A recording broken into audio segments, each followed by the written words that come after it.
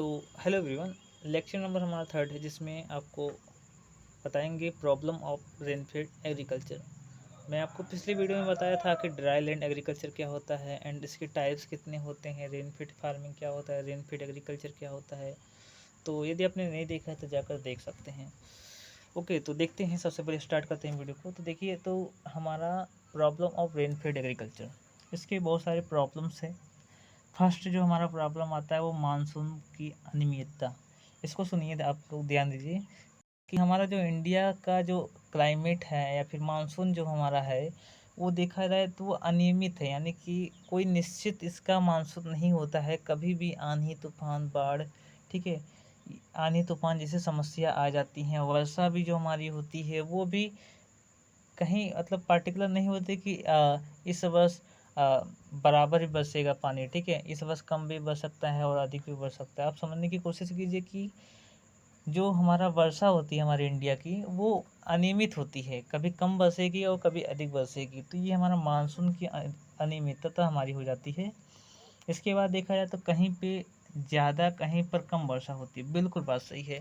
देखा जाए तो इंडिया के जितने भी स्टेट्स हैं, एग्जांपल के लिए मणिपुर हो गया, ठीक है, उत्तर प्रदेश हो गया, महाराष्ट्र हो गया, केरला हो गया, तो इन सभी स्थानों पर जो वर्षा होती है वो देखा जाए तो मीडियम क्वालिटी की वर्षा होती है, मतलब मीडियम से होती है, ना ज़्यादा अधिक होती है ना कम होती है। फिर भी देखा जाए तो बाकी सब इलाकों में कहीं कहीं ऐसे भी इलाके जैसे राजस्थान हो गया, वहाँ पर वर्षा ही नहीं होती है।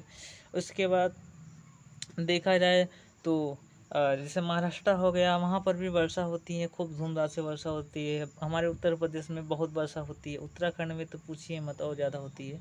तो कहीं कहीं पर ज़्यादा होती है, कहीं कहीं पर अधिक कम होती है। ओके, इसके बाद स्कैरिटी ऑफ वाटर मेन प्रॉब्लम, यानी कि स्कैरिटी का मतलब, स्कैरिसिटी का मतलब क्या है कि जो वाटर है, आई मीन, ठीक है, वाटर है उसकी उपलब्धता कम होती है, ठीक है। जो उपलब्धता है वाटर की उसकी बहुत ही कम है, इसलिए ये समस्या है। इसके बाद लो इवेपोरेशन, इवेपोरेटी का मतलब क्या है कि जो जल होता है, ओके, जो जल होता है वो इवेपोरेट ज़्यादा नहीं कर पाता है। इसके वजह से अधिक वर्षा की आवश्यकता पड़ती है। तो इसलिए यदि हमारे पास वाटर की नियमित अगर वाटर है हमारा, तो हम सिंचाई अच्छी तरीके से नहीं कर पाएंगे। अगला है लेस वाटर होल्डिंग कैपेसिटी। तो जो मृदाएँ हमारी हैं, ओके, जो मृदाएँ हमारी हैं रेनफेड एग्रीकल्चर में देखा जाए तो जो हमारी लेस क्वालिटी की जो मृदाएँ होती है वो क्या होता है, उनमें वाटर जो होल्डिंग या थी, या फिर कहा जाए कि जल का अवशोषण करने की जो क्षमता होती है वो बहुत कम होती है। मानसून, तो मानसून भी आपको बता दिया हूँ कि मानसून बहुत इफेक्ट करता है रेनफेड एग्रीकल्चर में। इसके बाद topography of land, topography of land हमारा देखा जाए तो जो लैंड का जो टोपोग्राफी होता है वो भी इसमें हमारी समस्या पैदा करती है। आई होप आपको समझ आया होगा। अगला देते हैं main problem of rainfed agriculture. तो सबसे मेन जो प्रॉब्लम है वो रेनफॉल का ही है। रेनफॉल का मतलब क्या है, वर्षा। तो देखा जाए तो हमारा in even distribution of rainfall sorry, okay. इसके बाद वेरिएबिलिटी ऑफ रेनफॉल।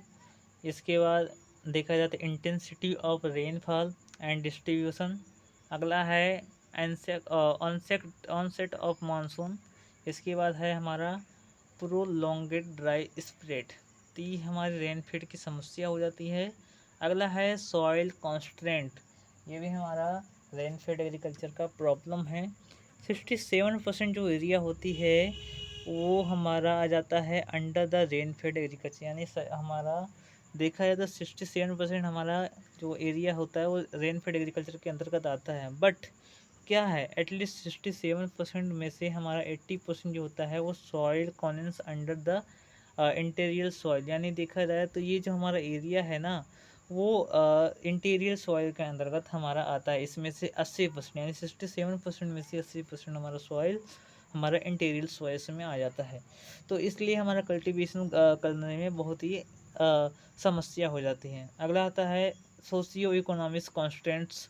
तो देखा जाए तो सोशियो इकोनॉमिक्स कॉन्स्टेंट्स में हमारा देखा जाए, एक मिनट, तो depends on farmer adoptions economics condition depends on soil types, यानी देखा जाए तो सोशियो इकोनॉमिक्स कॉन्स्टेंट्स में जो रेनफेड एग्रीकल्चर होता है वो डिफरेंट डिफरेंट सॉइल्स में उसका कल्टीवेशन डिफरेंट डिफरेंट टाइप्स में हो जाता है। सो फॉर एग्जांपल देखा जाए तो हमारा वाटर की कमी है, नहीं समझ लीजिए कि वहाँ पर ड्राई है, तो वहाँ वहाँ पर आप रेनफेड एग्रीकल्चर थोड़ी ना कर सकते हैं, क्योंकि बिकॉज रेनफेड फार्मिंग के लिए फिर एग्रीकल्चर के लिए हमको वाटर की रिक्वायरमेंट बहुत ही अधिक होती है। सो यही हमारा प्रॉब्लम हो सकता है। नेक्स्ट देखते हैं, तो अगला है, नेक्स्ट है length of crops growing seasons. तो देखा जाए तो बिकॉज हमारे इंडिया में डिफरेंट डिफरेंट प्रकार से हमारे क्रॉप्स को ग्रो किया जाता है, बट क्या है उनका जो लेंथ होता है यानी ड्यूरेशन जो होता है, किसी का कम होता है, किसी का ज़्यादा होता है। कोई कोई क्रॉप्स ऐसे होते हैं जिनका ड्यूरेशन यानी कि जो लाइफ साइकिल होता है वो समथिंग 2 से 3 महीने का होता है, 3 महीने का होता है। कुछ कुछ ऐसे भी क्रॉप्स होती हैं जो 2 2 साल तक ग्रोथ करती हैं, यानी अपना लाइफ साइकिल कंप्लीट करती है।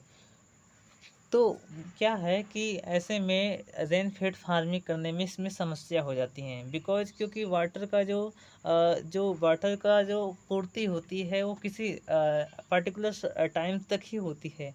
उसके अलावा यदि आप रेन फेड फार्मिंग करते हैं तो उस समय वाटर ख़त्म हो जाता है। तो ये भी हमारा एक प्रॉब्लम हो जाता है length of crop growing season में।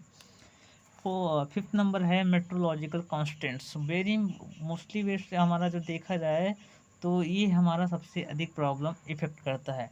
एग्जांपल के लिए टेम्परेचर, ह्यूमिडिटी, सनलाइट से विंड वेलोसिटी।